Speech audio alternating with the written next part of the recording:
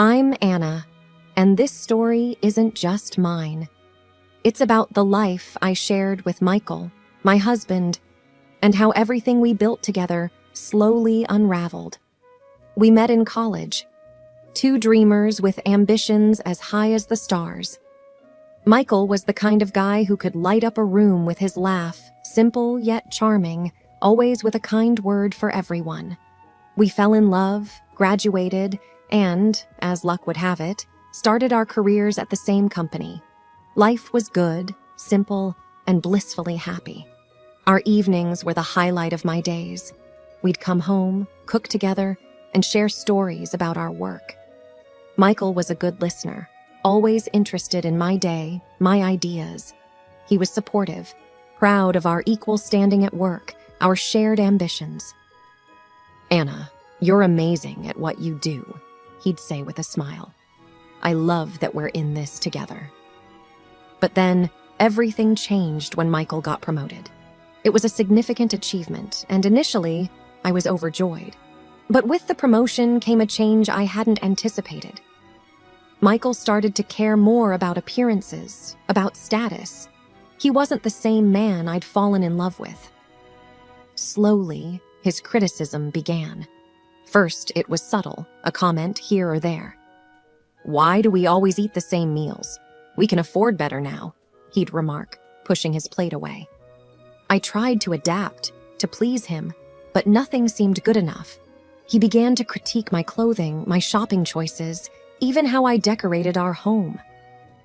"Why do you always buy the cheapest brands? We're not college students anymore, Anna," he'd say, his voice laced with annoyance. I felt a growing distance between us, a chasm that I didn't know how to bridge. The man I loved, who once found joy in our simple life, was now obsessed with wealth and status. One evening, after I returned from grocery shopping with more budget-friendly items, Michael's frustration boiled over. "Anna, this isn't acceptable. You're still dressing and shopping like we're on a tight budget. You don't match my status," he said coldly, his words cutting through me like a knife. His words lingered in the air, marking the end of our simple, happy days. That was the moment I realized how much he had changed, how much our life had diverged from the path we once walked together. It was the beginning of the end, the start of a journey I never expected to take. As days turned into weeks, the strain in our relationship only deepened. Michael's constant critiques about how I didn't match his status weighed heavily on me. I missed the man he used to be, the one who found joy in our simple life together. But as his obsession with wealth and appearances grew, our connection continued to fade. In the midst of this growing distance, life threw us a curveball. I discovered I was pregnant. The news brought a mix of emotions, joy, fear, and a glimmer of hope that this might bring us back together. Michael's reaction to the pregnancy was surprisingly warm. His face, which had been etched with dissatisfaction for so long, lit up when I told him. "Really? We're going to have a baby?" he exclaimed, his voice filled with an excitement I hadn't heard in ages. For the first time in months, I saw a spark of the old Michael. During my pregnancy, he was attentive and caring, often checking in on me and ensuring I was comfortable. It felt like a breath of fresh air, a brief return to the days when we were a team. When our son, David, was born, Michael's joy was palpable. Holding David for the first time, he looked at me with tears in his eyes. "He's perfect, Anna. We made this beautiful boy," he said, his voice choked with emotion. The early days with David were a blur of sleepless nights and new routines, but they were also filled with moments of tenderness and joy. Michael, despite his busy schedule, tried to be there for David's first milestones. Watching him with our son, I saw glimpses of the man I had fallen in love with. With David's arrival, our relationship found a temporary peace. The arguments and criticisms subsided, replaced by shared moments of wonder over our son. It was as if David's presence healed some of the fractures in our marriage. I cherished this period, hoping it would last, that maybe this was the turning point we needed. But deep down, I couldn't shake the feeling that this was just a brief respite, a calm before another storm. For now, though, I held on to the hope that our family could find its way back to the happiness we once knew. Life with a newborn was a whirlwind, and for a while, it seemed to bridge the gap between Michael and me. But as David grew and the novelty of new fatherhood faded for Michael, the old patterns began to resurface. Michael's work consumed him more than ever, and when he was home, his attention was more focused on showing off David than actually bonding with him. He would buy our son the most expensive toys and clothes, things a toddler would never appreciate. One evening, I found Michael online, browsing through a list of elite preschools. He didn't even look up as I entered the room. "Anna, I'm thinking of enrolling David in St. James Academy. It's the best in the city," he said, not asking but telling. I sat beside him, trying to keep my voice calm. "Michael, he's just 2. Do we really need to send him to such an expensive school?" He finally looked at me, his expression one of disbelief. "Of course, we do. He's my son. He deserves the best." "But he needs time to be a kid, Michael. Love and attention, not just the most expensive things," I argued, feeling a familiar frustration.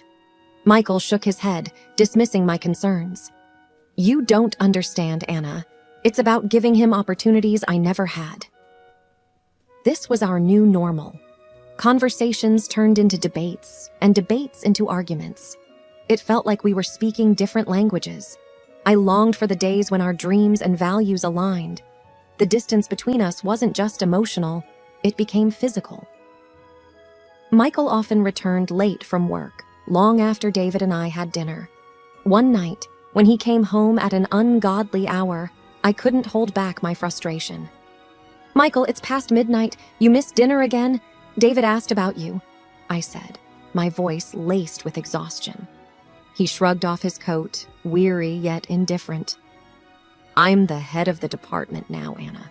These late nights are just part of the job." "But what about us, Michael? What about your family?" I pleaded, hoping to reach some part of the man I married. He paused, his face a mix of fatigue and annoyance. "I'm doing all this for our family, Anna. You and David are living comfortably because of my hard work." I wanted to argue, to tell him that comfort wasn't just about money, but I was too tired. It was the same argument, and I knew I couldn't change his mind. As I lay in bed that night, listening to the faint clicks of his laptop from the other room, I realized that our little family was drifting apart. My husband, once my partner in every aspect of life, was now a stranger living under the same roof, connected only by a shared past and a son who deserved better than this growing void between his parents. It was during one of those long, silent evenings that I made a decision. I needed to go back to work, to find a piece of the woman I used to be before the distance with Michael grew too vast. The perfect opportunity came when a position opened up at my old company, the same place where Michael and I had started our journey together. Feeling a mix of nervousness and excitement, I decided to broach the subject with Michael. "Michael, I've been thinking of going back to work. There's an opening in my old department," I said, hoping for his support. His reaction was immediate and strong. "Go back to work? Why would you need to do that? I'm making more than enough for both of us," he replied, barely looking up from his laptop. I tried to explain. "It's not about the money, Michael. It's about me, about feeling like I'm contributing, being part of a team again." Michael finally looked at me, his expression one of disapproval. "You can contribute by taking care of David and the house. That's your team now." I couldn't hide my frustration. "But I need more than that. I want to use my skills, feel professional achievement again. Besides, it's good for David to see both his parents working." Michael stood up, his voice rising. You going back to work, especially at my company, is not a good idea. What will people think? That I can't provide for my family?" I was taken aback by his attitude. "So this is about your image, your status?" He ignored my question and continued. "Look at yourself, Anna. You've changed. You've let yourself go since having David."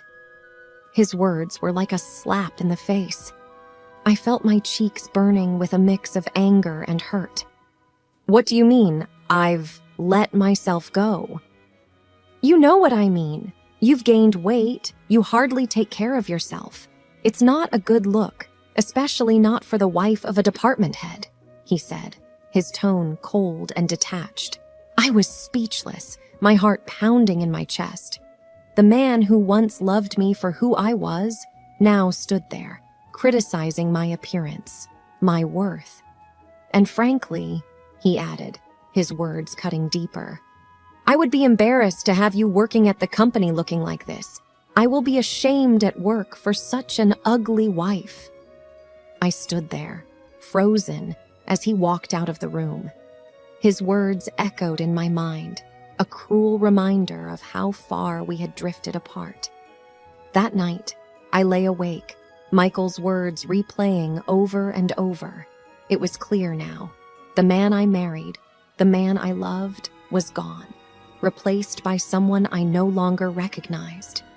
The days following Michael's harsh critique were some of the loneliest I had ever experienced.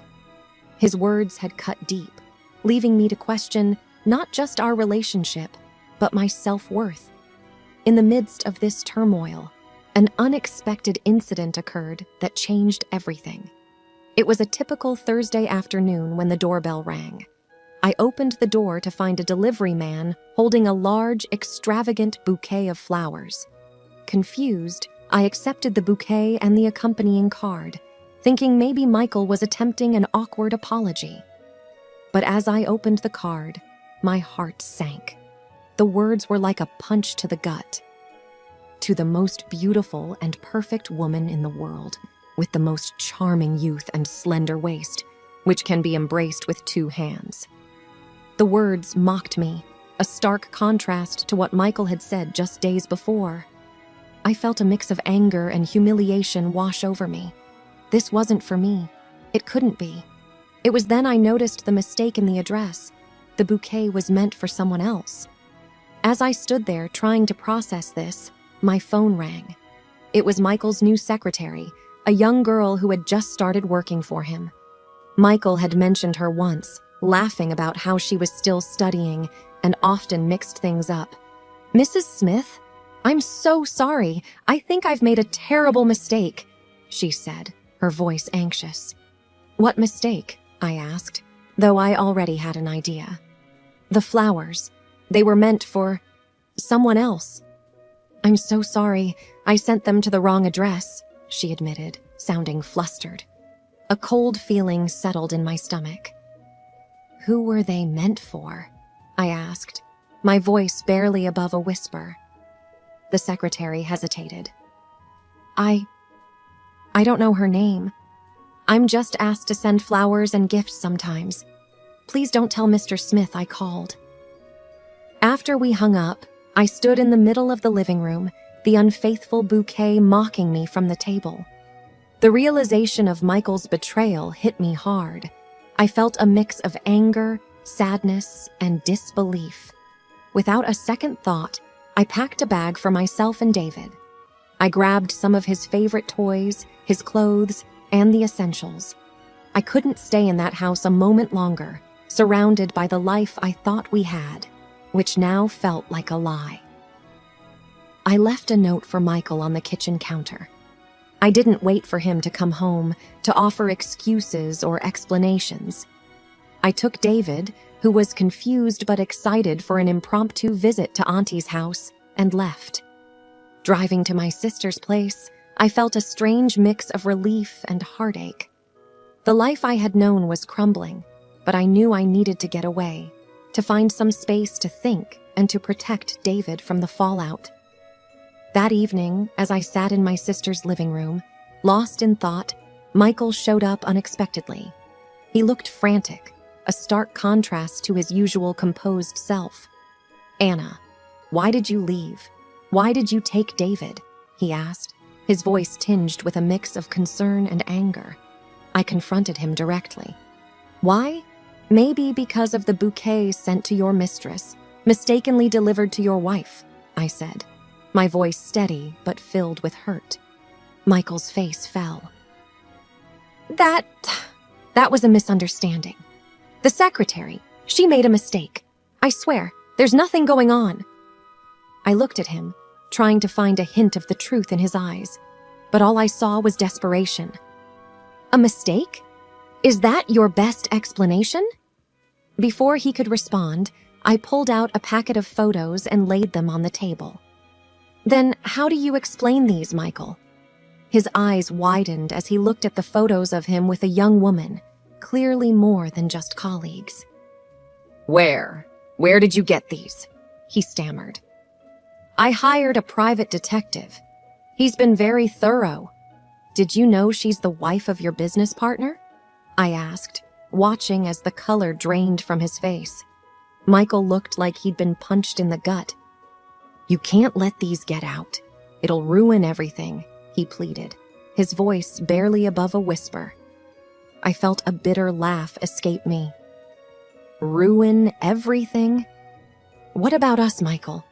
What about our family?" He reached out, but I pulled away. "Anna, please, I'm begging you. Forgive me. I can fix this." But it was too late for apologies, too late for forgiveness. "Forgive you after you've lied and cheated? I can't, Michael, I won't. I'm filing for divorce. And these photos, they'll ensure I get what David and I deserve." Michael looked defeated, his shoulders slumping as the reality of the situation hit him. "Anna, please." But I had made up my mind. "No, Michael, you've made your choice. Now I'm making mine." As he left, I knew that this was the end of our marriage. The evidence in my hands was more than just proof of his infidelity. It was the key to a new beginning for me and David. The road ahead would be hard, but I was determined to rebuild our lives, free from lies and betrayal. The following weeks were a blur of legal meetings and tough decisions. I had initiated the divorce proceedings, armed with the evidence of Michael's infidelity. Despite the turmoil, there was a sense of determination within me. I was fighting not just for my own dignity, but for a better future for David. One afternoon, I met with my lawyer to discuss the details of the divorce. "We have a strong case, Anna. The evidence you provided is more than enough to ensure a favorable outcome for you and David," she said, her voice confident. I nodded, feeling a mix of relief and sadness. "I just want this to be over. I want to ensure that David is taken care of." My lawyer assured me, "We'll make sure of that. You'll have custody, and with Michael's position, child support won't be an issue." As the days passed, the reality of my new life began to set in. I was going to be a single mother, a role I never anticipated. But I also felt a growing sense of empowerment. I was making decisions, standing up for myself and my son. The final hearing was a tense affair. Michael and I sat on opposite sides of the courtroom, the air thick with unspoken words. When the judge granted the divorce, citing Michael's infidelity, I felt a weight lift off my shoulders. I was officially free from a marriage that had become a source of pain and betrayal. Outside the courtroom, Mikhail approached me. "Anna, I'm sorry. I never wanted it to end like this," he said, his voice laced with defeat. I looked at him, seeing the man I once loved, now a stranger. "It didn't have to be this way, Michael, but you made your choices." He nodded, a look of resignation on his face. "I just hope one day you can forgive me, for David's sake." I took a deep breath. I'll always do what's best for David, but as for us, there's nothing left to say. Walking away from the courthouse, I felt a sense of closure. The divorce was not just the end of my marriage, but the beginning of a new chapter. I had stood up for myself, fought for what was right, and in the end, I had come out stronger. The finalization of the divorce marked the start of a new chapter in my life. It was a time of rebuilding, not just for me, but for David as well. We had both been through so much, and now it was time to look forward to a future that was ours to shape. One sunny afternoon, as David played in my sister's backyard, I sat with her on the porch, a cup of coffee in hand. "You know, I never thought I'd be here, starting over like this," I said, watching David chase butterflies. My sister, always my rock, smiled at me. "But you're not just starting over, Anna. You're starting fresh. There's a difference. You're stronger now, more aware of what you want and don't want." I nodded, feeling the truth in her words. "Yeah, I guess you're right. It's all so overwhelming at times." She reached over, squeezing my hand. "It's going to be okay. You've got this, and you've got us, always." I smiled, grateful for her support. "Thanks. I don't know what I'd do without you." As the days turned into weeks, I began to find my footing again. I returned to work, where I was greeted with warmth and understanding. It felt good to be back, to be productive and to engage with colleagues who respected and valued me. David, too, was adjusting. He missed his father, but we made sure he had regular visits. I wanted to ensure that, despite everything, he had a relationship with Michael. After all, whatever had happened between Michael and me, he was still David's dad. One evening, as I tucked David into bed, he looked up at me with his big, innocent eyes. "Mommy, are you happy?" he asked, his voice soft. I kissed his forehead, feeling a surge of love for my little boy. "Yes, David, I am. And I want you to always be happy too."